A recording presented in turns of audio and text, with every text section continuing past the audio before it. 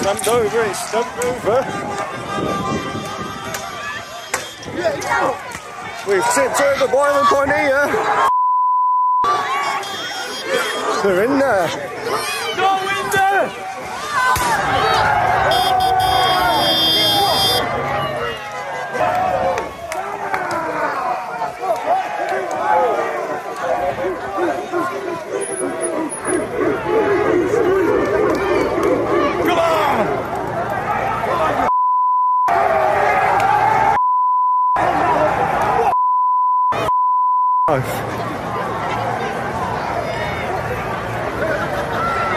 Oh, wow.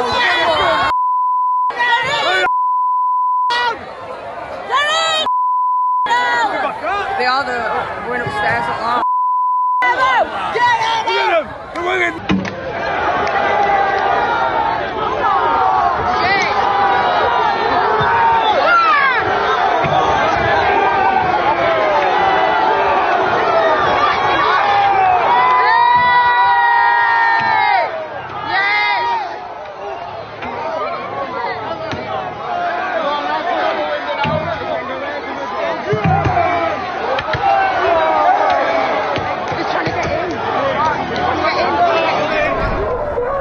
They're in the hotel.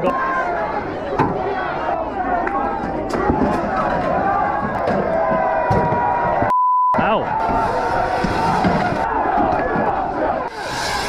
The UK has been grappling with the arrival of migrants risking everything to reach England, often traversing continents and oceans on perilous journeys from northern France to Dover.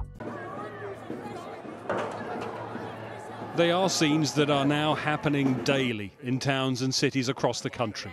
In Liverpool, police officers coming under attack from a far-right mob.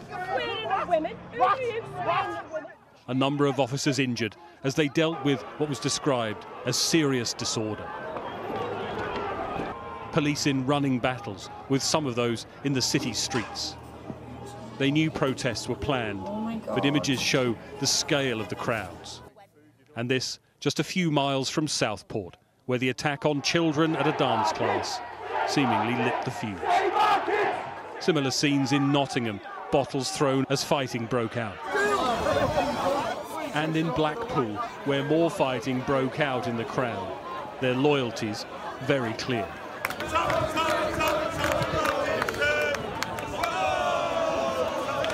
Any person organising or taking part in the procession is committing an offence. In Belfast too, a hotel housing migrants was the target, leading to clashes with police. More than 24 protests have taken place across the country. Last night it was Sunderland that saw the worst of the violence, its streets bearing the scars today and prompting this warning that those responsible will face action. Well, the police need to lead operations in communities across the country where there has been both violent disorder and thuggery on the streets, which is completely unacceptable, completely damaging, and where the police need to know they have our full support, taking the strongest possible action, making sure that these criminals face the full force of the law. In Manchester today, a supermarket was ransacked by a mob as they ran from police.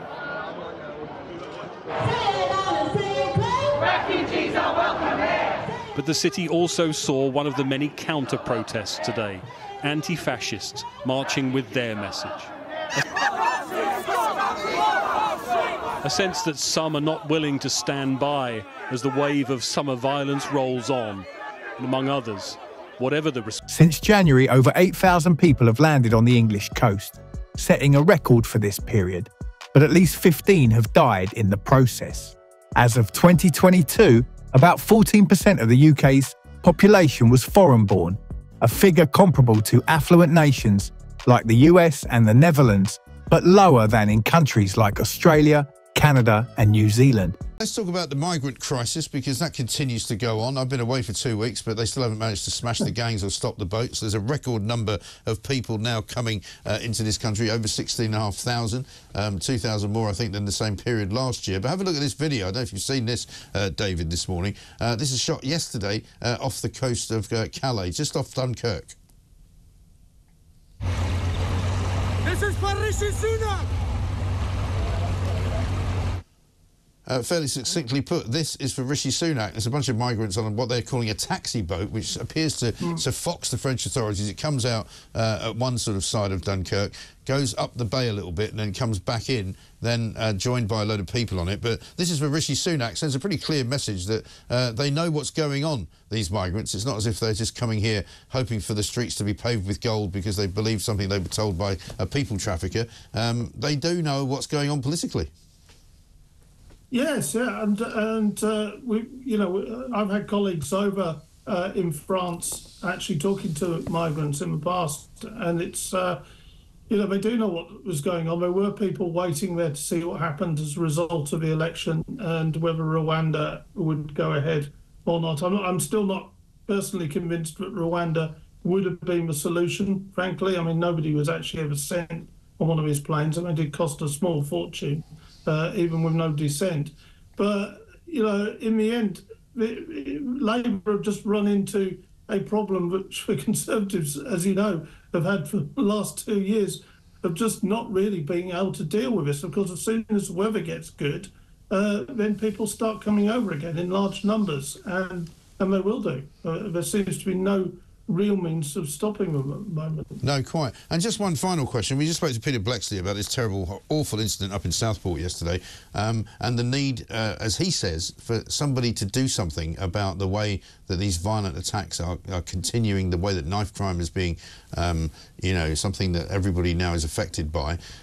What chance is there of the Labour government getting tough on law and order?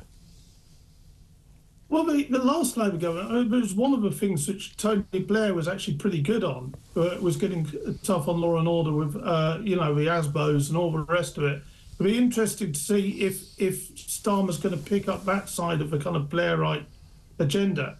He certainly has picked up other sides of it. So let's see, actually. I mean, it certainly needs to happen. I mean, you know, speaking as somebody who lives in London, I'm not exactly been overly impressed by Sadiq Khan's control of knife crime, or lack of control of knife crime in the capital. But I mean, you know, incidents like yesterday are just, you know, they're almost unimaginable. I mean, it was I can't remember anything quite as bad as that for a long, long time. I mean, it was a truly freak incident, but, you know, absolutely dreadful. Of course, you know, heart goes out to all those involved.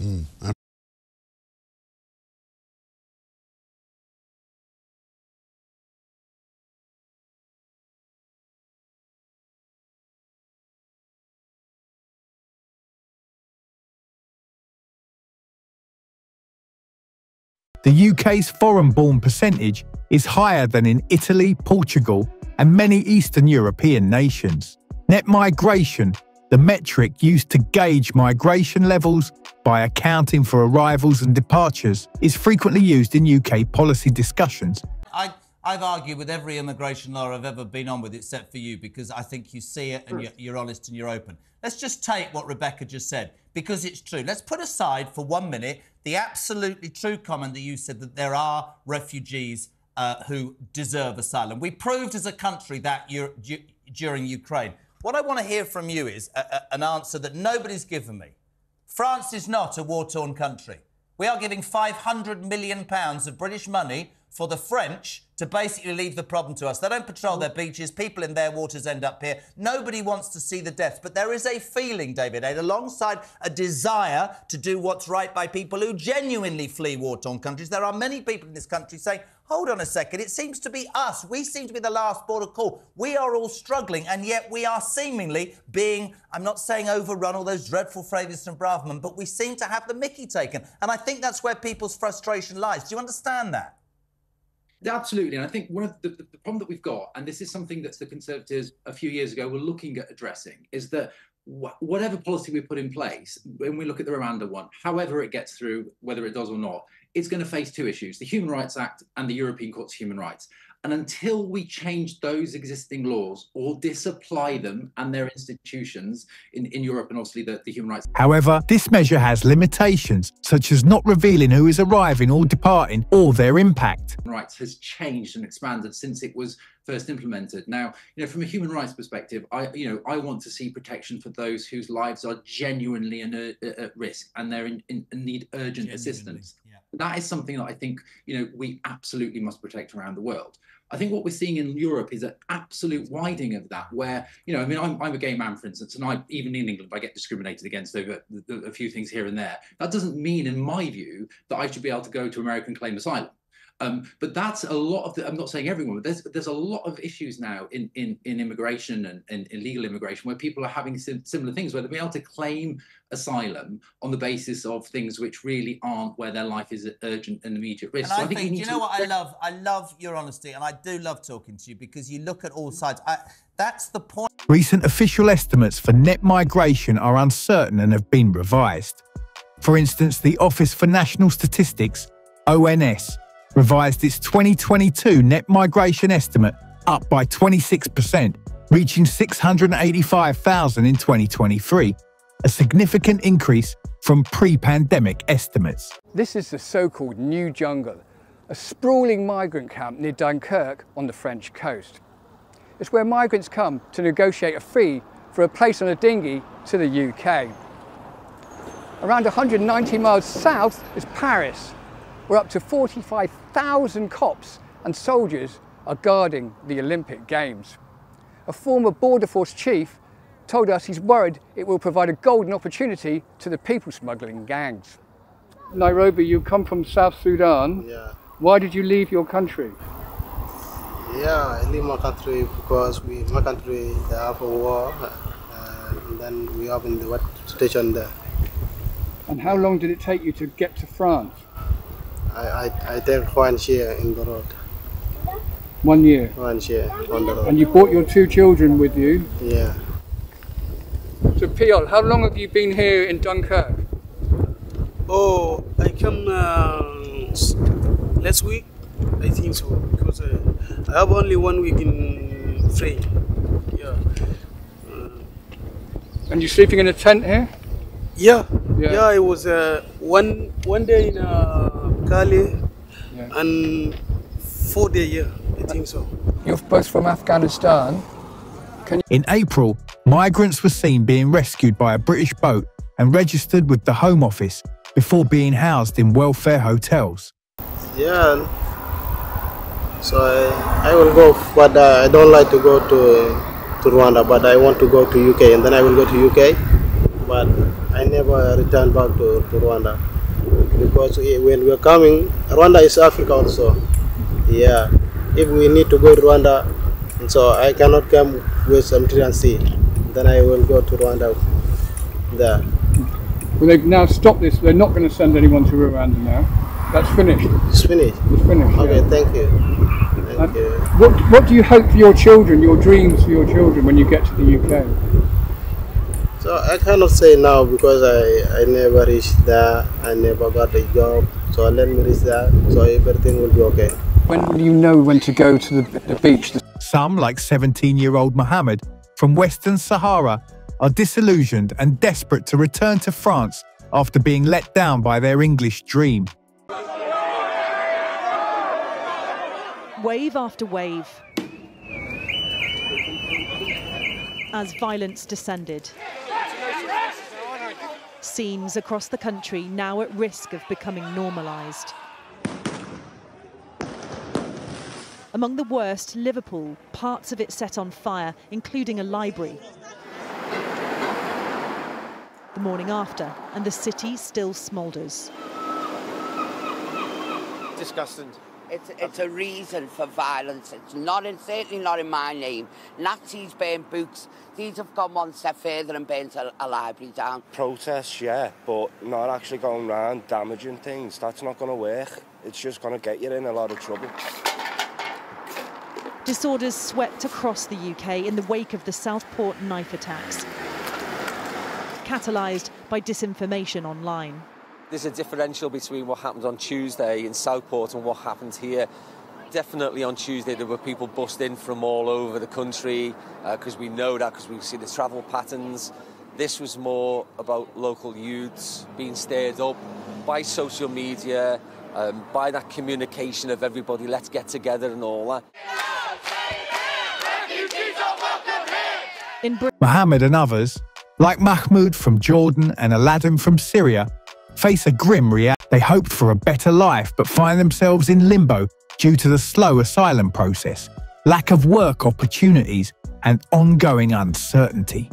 Domestically, Sean, Labour has today pledged that illegal migrants who arrive from safe countries will have their asylum applications prioritised by plans that will process claims for more than 100,000 small boats arrivals. Yvette Cooper, of course, the new Home Secretary, will announce a change in the law that will enable Home Office caseworkers to process the claims of migrants who arrived illegally over the last 18 months. It's estimated the move, Sean, could lead to up to 70,000 migrants being granted asylum in the UK. What are your thoughts on this about Labour? Oh, I think Yvette Cooper's got a big challenge on her hands, but I think learning, for example, that the previous administration had 1,000 civil servants working on the Rwanda scheme and we didn't manage to return a single person, says that actually there's quite a lot of resource inside the Home Office, which if it's deployed and create something like the Returns and Enforcement Programme, which Yvette Cooper's getting up and running, puts us in with a much better chance of getting on top of this than we faced for the last few years. But let's, be realistic. Everybody is facing a problem with migration. Every European country is facing a problem with it. The United States has a problem with it. This is not unique to the UK. The question is, what can you do about it? And I think in just a few weeks, Yvette Cooper has already shown that probably she has considerably more of a plan than the idea of a Rwanda scheme, which has cost nearly £1 billion to the taxpayer and not managed to deal with a single individual. I wasn't a fan, James, as you know, of Rwanda, and Sean is right in terms of how much that cost. My concern about safer migrants to get processed first. On the one hand, that's great. Let's deal with illegals. To be told that nearly 70,000 to clear the backlog will be granted asylum in the UK out of 100,000 to get it done, that's not going to do much to quell whatever people on whatever political side say. I think Sean's right. An issue that cuts across the political divide and is annoying and alienating and getting to many, many people, not just in this country but across Europe. I don't know what the bloody answer is, but do Labour have the answer? I mean, what, 2,250 plus migrants have come in since they came into power. It's no different than when the Tories. Can they make a difference? What do you make of it all? No, it's going from despair to whatever a word for worse than despair is. We got, 70,000 people. That means that's about half of all of the total new houses that we're going to be probably building this year. Total this year. I think last year we managed to build a tiny number, 130,000 homes, something really pitiful like that. And by the way, I'm not at all sure that Labour are going to be able to get those numbers up unless they go and really upset all the kind of NIMBY groups who have been blocking house building for a long time. Even if they did, we've still got such a terrible housing crisis. House prices are so disastrous that people under the age of 50 are never going to be able to buy a house in somewhere like the southeast, let alone London at this rate. I'm still going to struggle to do that. I'm never going to be able to do that myself unless the banker mum and dad comes in or I win the lottery. Neither of those things are going to happen for me. So where are all these people going to live? Where are they going to live? Well, literally, without question, it could all be Shakespeare himself. Where are they going to live? Aladdin, who has been in the UK for 3 years, the beach represents a stark contrast between their aspirations and their harsh reality. As well as the legal migration, because it's just completely out of control. And tragically, we've had deaths since Keir Starmer was elected Prime Minister. And we've had, what is it, give or take 1,200? It's 1,185 migrants have come into this country across the Channel since Keir Starmer became Prime Minister. As you say, 4 died, 63 had to be rescued. And, I mean, I would suggest this is the result of getting rid of all deterrents, not having a single deterrent. One of his first acts was to release 92,000 deportees who were ready to be deported to East Africa. What does he expect? I mean, I know you won't want to pat James Cleverly on the back, but when James Cleverly, now the Shadow Home Secretary, said, Labour have effectively hung on the White Cliffs of Dover a sign saying everyone's welcome, he's pretty much right, isn't he? No, he's completely wrong, Kevin. He hung the banner on the yeah, West okay, Cliffs fair of point. Dover. Fair He point. hung the banner Fair 2 point. years ago. The useless, incompetent Clotterly is responsible for this mess with their daft Rwanda policy that was never going to be a deterrent. It was never going to be allowed. And they never had the guts and the gumption and the courage to do what was required, which was to leave the ECHR and to pick up and take back. It's only Reform UK that has that clear policy, and that's the only policy that will stop the boat. So we're not going to take any lessons from the guy who's responsible for this Migrants like Mohammed, Mahmoud and Aladdin face a complex and frustrating journey. Go to the UK Prime Minister Rishi Sunak. This after the UK Home Office officials declared that Turkey was not a safe country to send migrants back because of the human rights concerns. London tried to set up a deal of migrants' return with Ankara after noting a surge in Turkish people entering Britain illegally through small boats. According to reports, 3,000 Turkish nationals arrived through boats last year, making them the third largest nationality to do so and representing a 162% increase. Significantly, UK Prime Minister Rishi Sunak is keen to strike a deal with Turkey, hoping that it will lead to a similar outcome with Albania. After signing a deal with Albania a year ago, the number arriving in the UK, the number of people arriving in the UK on small boats, it's fallen by 90%. Speaking of the illegal migrants in the United Kingdom, according to the Home Office, over 30,000 illegal migrants are roaming freely on the streets of Britain. Due to UK's Illegal Migration Act, around 33,085 migrants are unable to claim asylum who enter Britain through small boats. The latest Home Office figures say a total of 1,335 migrants crossed the channel in small boats in January. The United Kingdom has witnessed a record number of migrants in 2022, with around 6,000 more people coming to the country than leaving because of studying, work, humanitarian purposes. In June 2023, in fact, 52,530 irregular migrants were detected entering the UK. That's a 17% increase from the previous year. 85% of these migrants arrived by a small boat.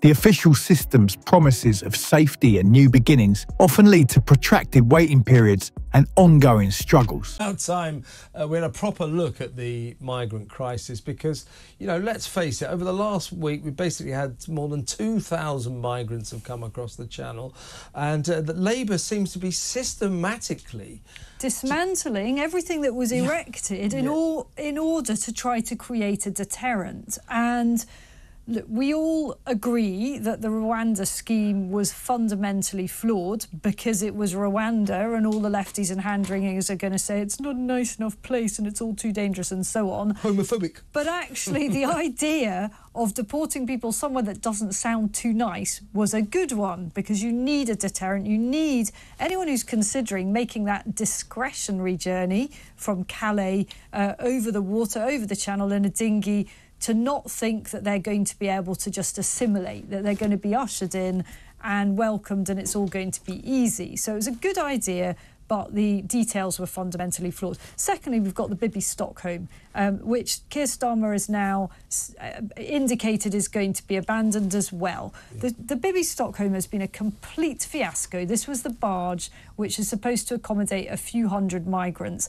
Again, a good idea. What was the point of that barge? It was to send out a message to migrants that if you come here illegally, if you're economic opportunists, you cannot expect to be accommodated at UK taxpayer expense in luxury hotels. And I'm afraid there are still an awful lot of people, despite the last government's saying that they were going to move people out of hotels, they are still in hotels. So the idea was, let's put them in something that doesn't look too appealing. Now, this thing wasn't inhumane, was it? It's quite nice, actually. The inside looked like a gym, had a restaurant. I was actually looking at this today, and back in 2013, not so very long ago, so decades or so ago, the Bibi Stockholm was used by oil and gas rig workers up off the Isles of Shetland in Scotland. For about 50 years. And do you know what? They liked it so much that the company that contracted it,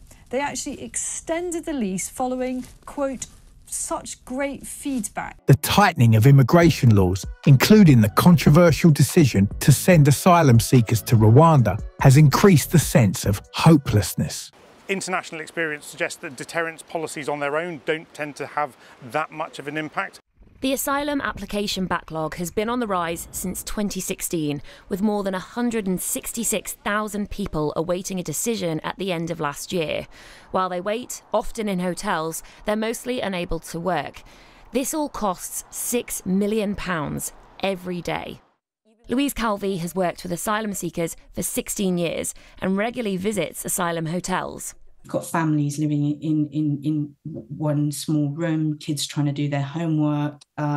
You've got people sharing. In Dover, a community cafe provides some relief for migrants. Bak, an Iranian migrant, plans a desperate crossing attempt using a flimsy boat he purchased after months of begging. His plan to cross the channel in such a vessel highlights the dire conditions faced by many. Despite the risks, Bak is determined to reach France, believing it to be his only chance for a better future. People who cross the channel make up a small proportion of net migration figures, but it's what they symbolise which can anger the public, and that's a lack of control. Stopping the boats is a key Rishi Sunak pledge, and in Dover last week he said his plans are having an impact. For the first time, numbers are down. So this year, January to May, the numbers crossing are down by 20%. But just this morning, the Home Secretary acknowledged the challenges. The numbers keep rising because the boats keep coming, and that is the flow of casework, and that is what we are also working on to reduce. So with high numbers crossing the channel in recent days, what's the full picture? This pink line shows the number of people who are detected arriving in the UK via small boats every month in 2022. The peak was in July at around 8,700 and a yearly total of nearly 46,000. For this year, there's only data up to May, but so far, more than 7,600 migrants have made the journey, which is around 2,000 less compared to the same time in 2022. The Migration Observatory, which analyses data in a non-partisan way, says it's too soon to say whether tougher policies, such as the proposed illegal migration bill, are having an effect. To try and apply the idea that it's all about policy to the reasons that numbers have gone down is problematic. And as I say, it's likely to be premature. Bak's journey is fraught with danger. His small boat is inadequate for the treacherous waters of the channel, and his attempt to leave leads to his arrest. We like to say is in the high 60s, 68, 69 million, but I've heard estimates it could be 10 million more than that. I think that's not at all out with the bounds of possibility. And, you know, there are... you often find that hospitals who are set up on the basis of a certain amount of people living in the area actually find that they are dealing with far, far more people than that, and these aren't just temporary visitors. They are basically a shadow population. God. And I think that I'm only at the beginning, on the edges of what I want to do investigating this. Despite the setbacks, Bak remains resolute in his quest for a better life. The harsh realities of life in the UK drive him to such extremes.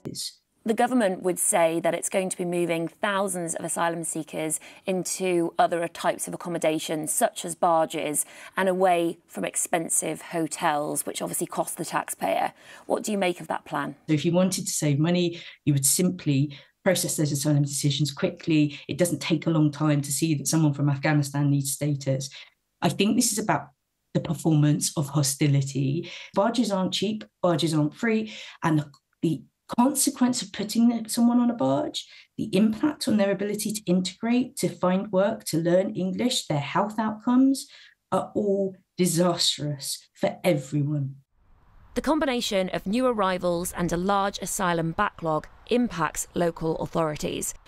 Aladdin, meanwhile, lights a fire for warmth and reflects on his disillusionment. His story underscores the broader issue of broken dreams among migrants who face delays and uncertainties in their asylum processes. Into that lucrative revenue stream. So a very difficult summer probably ahead for the Labour government. They will learn fairly quickly how intractable this whole issue of trying to stop the boats coming across the English Channel is. With that breaking news now that the first small boat of the Starmer government has arrived in UK waters.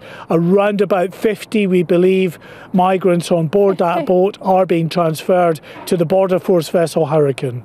Can I just ask you briefly, Mark, how quickly can the new Home Secretary... His time living on the beach and his eventual decision to seek a new path reflect the desperation many feel. Other senior Labour figures, what they intended to do and where would they set the threshold for immigration, and you could never get any sense out of them. You could never get any figures. You could never get them to say, you know, we would aspire for it to be below this amount. You couldn't even get them to give ballpark. Why?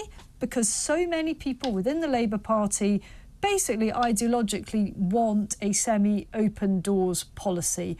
And I fear that is what we're going to get. And I also fear that the numbers that we know about from the last administration are far from the whole story. I think that there is an entire shadow population that is not accounted for. These are people who are coming over supposedly on short-term tourist visas or student visas, and they simply stay. And I don't think, you know, somebody wrote to me and said, oh, you know, but in the census of 2021, it says that there are X number of people. I thought, have you got any idea? A lot of these people do not even speak a word of English. You think they're filling out a census form? Seriously? No, they're not, no. Yeah, you're right. We never take into account, you know, so hello, that some more migrants came across the channel and they were greeted by the RNLI and then taken to a hotel and given 46 quid a week and all that sort of stuff, free food forever. We never take into account the ones that don't get caught. I mean, some of them must land and actually go into the country. Yeah. And then, of course, we also tend to make the mistake of thinking, oh, this is the only... The situation for migrants in the UK has become increasingly dire, with tightening laws and aggressive government policies adding to their hardships. Many migrants, including Buck and others, explore alternative routes to escape their plight, leading to dangerous and risky ventures. Labour are pledging, do you remember their ringing declaration? They're going to smash the people smuggling gangs. Well, we've got some breaking news on the illegal migration front. Because we're going to go to our Home and Security Editor, Mark White, for the latest. And I'm not surprised, Mark, what you're about to tell us. Yes, indeed. We can reveal that the first small boat migrants of the new Labour government have now arrived in UK waters. They arrived in the English Channel at that halfway point just in the last few minutes. They're in the process of being taken off a small boat which was escorted across by a French patrol boat to that halfway point, and they're now being transferred onto the Border Force catamaran Hurricane for the journey back here to Dover Harbour, when they will go through what is now a routine process of being put through the Border Force Processing Centre here at Dover Harbour, before then being taken to the main processing and holding centre at Manston in Kent, and then of course being sent off to accommodation. Now it will be interesting to see in the coming days and weeks, when more of these small boat migrants arrive, as we expect, what Labour is going to do about that, because they've vowed to end the use of hotels as well. The hundreds of hotels that we saw under the last Conservative government that were requisitioned by the Home Office for use by about 50. Backstory, which involves his failed attempt to cross the Channel and subsequent interactions with the police, is indicative of the broader struggles faced by migrants. His determination to leave, despite the dangers, reflects the harsh realities of the UK's immigration policies. Actual island. And by the way, didn't you just come across the Channel? Well, a lot of water in the Channel. But I mean, overarchingly, we'll get to the barge and we'll get to the details now. Overarchingly, Isabel, it seems to me that Labour have told the nation a great big lie, and that they never had any intention of stopping the migrants, and that we're in now a process of mass assimilation. You know, we've got 70,000 migrants, possibly as many as 120,000 who were earmarked not to be given asylum, some of them to be sent. In contrast, Mohammed and Mahmoud managed to find alternative paths. Mohammed returns to Calais and reapplies for asylum in France, hoping for a more favourable outcome. Meanwhile, Babak, who was apprehended during his attempt to cross, eventually manages to leave the UK for France. Let me know your thoughts in the comments below, and for more content like this, be sure to subscribe to the channel.